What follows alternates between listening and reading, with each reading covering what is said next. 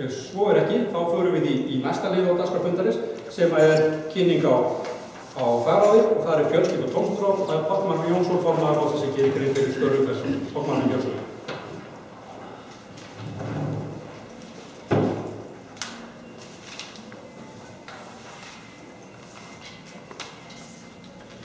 Forseti, bæjarfulltrúar og gestir.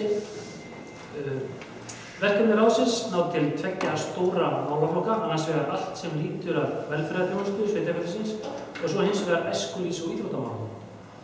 Þarna að ræða almenna félagsþjónustu og allt sem henni fylgir, barnavernd, málefni aldraðra, málefni fatlaðra, húsnæðismál, jafnréttismál, málefni innflytjenda, forvarnir og æskulýðs og tómstunda og íþróttamál. Í dag ráðið skipað eftirfarandi nefndarfólki, auk mín Jórunn Einarsdóttir varaformaður, Jan Sigurgeirsson, Sigurhanna Friðþórsdóttir og Sigurlaug Hlöðversdóttir, allt aðalmenn, og varamenn Hildur Sólvika, Hrönn Harðardóttir, Guðjón Rögnvaldsson, Guðlaug Friðþórsson og Jóhanna Njálsdóttir. Þeir starfsmenn sem segja má að heyra beint undir ráðið eru Jón Pétursson, framkvæmdastjóri, Guðrún Jónsdóttir yfir félagsráðgjafi, Telma Gunnarsdóttir sálfræðingur, Sólrún Gunnarsdóttir félagsráðgjafi, Lísa Njálsdóttir félagsráðgjafi, Margrét Rós Ingólfsdóttir félagsfræðingur, Arsteinn Jóhannesson íþróttafulltrúi, Guðbjörg Guðmundsdóttir ráðgjafa þroskaþjálfi, Hrefna Jónsdóttir þroskaþjálfi og Sigþóra Guðmundsdóttir æskulýðsfulltrúi. Hópur af góðu fólki, en árið 2012 voru alls 45,5 starfsmenn sem störfuðu við félagsþjónustu sveitarfélagsins í tæplega 29 stöðum. Auk 44 starfsmanna á Hraunbúðum í rúmlega 29 stöðum. Innan æskulýðs- og íþróttamála störfuðu 28 manns í 23 stöðugildum og þar af 21 starfsmaður í íþróttamiðstöðum í 16,5 stöðugildum.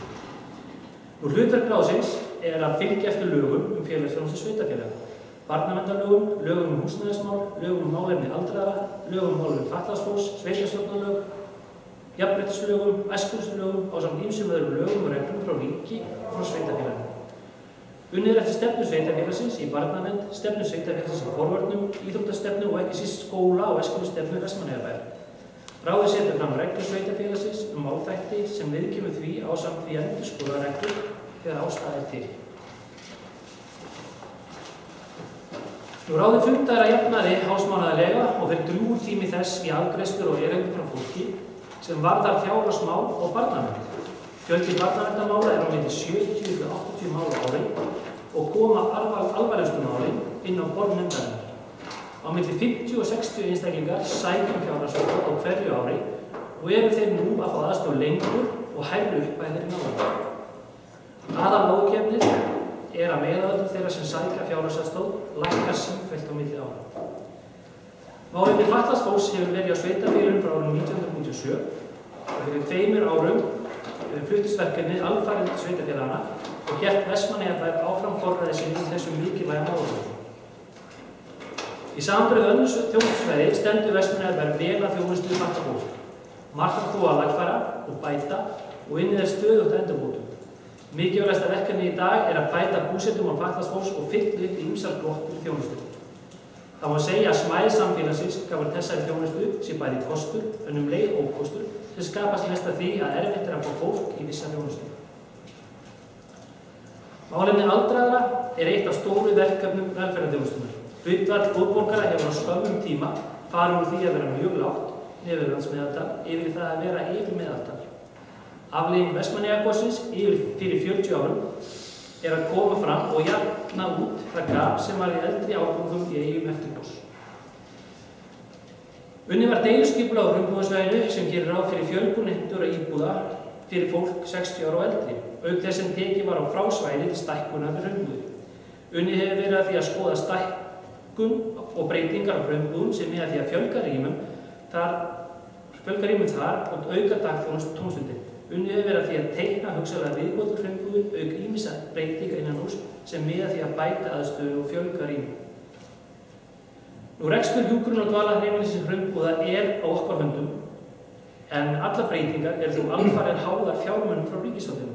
Stefna ríkisins að færa alla þjónustu við aldraða til sveitarfélagana og verður það eitt stærsta verkefni ráðsins ef af verður. Það eru þó fleiri verkefni tengt þjónustu við góðborgarana sem hafa verið í vinnslu, svo sem endurskipulagning og aldrei félagslegri heimaþjónustu og efling tómstunda og iðjuveruumbúðir. Verkefni tengt æskulýðs- og íþróttamálum snýr helst að því að framfylgja skóla- og æskulýðsstefnu og íþróttastefnu Vestmannaeyjabæjar. Samkomulag sveitarfélagsins og IBVF íþróttafélags sem undirritað var í dag á aukafundi bæjarráði er liður í því. Samningurinn tekur á mörgum þáttum sem snúa beint að æsku- og íþróttastefnu sveitarfélagsins en samtímis kemur samkomulagið til móts við hið öfluga barna- og unglingastarf félagsins. Vestmannaeyjabær hefur tekið yfir rekstur tísheimilisins sem hafði reynst IBVF íþróttafélagi þungum baggi. Með því að færa rekstur tísheimilisins undir verkefni íþróttafulltrúa teljum við að hægt sé að ná fram ákveðinni hagræðingu í rekstri íþróttamannvirkjanna og samtímis fær IBVF íþróttafélag aukið svigrúm til að einbeita sér að kjarnastarfsemi félagsins sem auðvitað ekki rekstur fasteigna. Eins og fram hefur komið í máli mínu eru verkefni ráðsins mörg og æðri, en við búum svo vel að hafa bæði vandað og röggsamt starfsfólk sem á hrós skilið fyrir framgöngu sína í mörgum erfiðum málum. Í þessari upptalningu minni hér eru verkefnin bara orð á blaði, en á hinum endanum eru skjólstæðingarnir sem starfsfólk okkar tekur á móti og aðstoðar eftir bestu getu með regluverk ríkisins og sveitarfélagsins eitt á okkur. Ég vil enda þessa yfirferð með því að hrósa starfsfólki ráðsins fyrir þrautseigju og gott starf á undanfarna árum og hvetja pólitíska fulltrúa ráðsins til þess að halda áfram því góða samstarfi sem enginn hefur ráðið á undanfarnum misserum. Takk fyrir. Forseti, ég vildi fyrst og fremst bara þakka fyrir þær framsögur sem hér hafa verið. Ég vil líka fagna þeirri nýbreytni að formenn ráða komi hér og flytji stefnumótun ársins á fyrsta fundi bæjarstjórnar og gerir það ráð fyrir því þess að þetta heitir fyrri hluti að það sem út af borðinu stendur, sem eru þá 2 fagráði viðbót, að formenn þeirra ráði komi og flytji okkur ávarp og stefnumótun komandi árs líkt og hér höfum við gert með ágætu. Takk.